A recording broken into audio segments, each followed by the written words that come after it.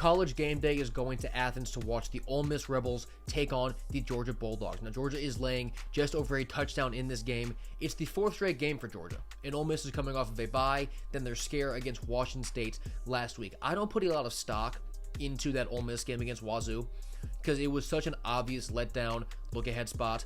But despite that game, I still have not been convinced yet on Ole Miss being a true contender. I need to see them, beat a good team like this. So this is where there is their opportunity to really cross that threshold in my mind. Now, Georgia is coming off an absolute war on the road at Auburn. It's an easier task for their offense now getting Ole Miss at home versus Auburn's defense on the road. For Ole Miss, their offense has really only been tested by LSU at home. Now, I do think that LSU's defense is probably pound for pound better than Georgia's.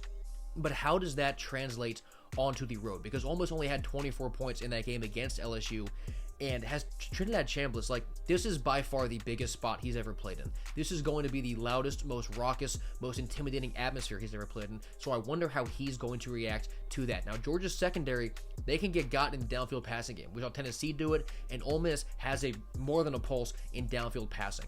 But they need to get Kawan Lacey going to open that up. He is really going to be the key for the Rebels in this game. If Kawan Lacey can be an established threat running the ball that Georgia has to constantly respect, that is going to make it way easier for Chambliss to throw the ball downfield. Here's where I'm at with this game, though. You have a top 5 team in Ole Miss who is more than a touchdown underdog.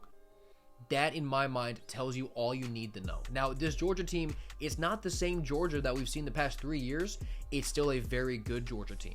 And the line reflects that, I think. So give me Georgia. I think Georgia covers in this game, maybe 31-21, something like that. But I think that Ole Miss is in for a rude awakening in by far their toughest test of the year. Now, this team can still bounce back. It's a good football team down there in Oxford. But I do think that Georgia gets this big win at home to avoid their second conference loss. Give me the Bulldogs.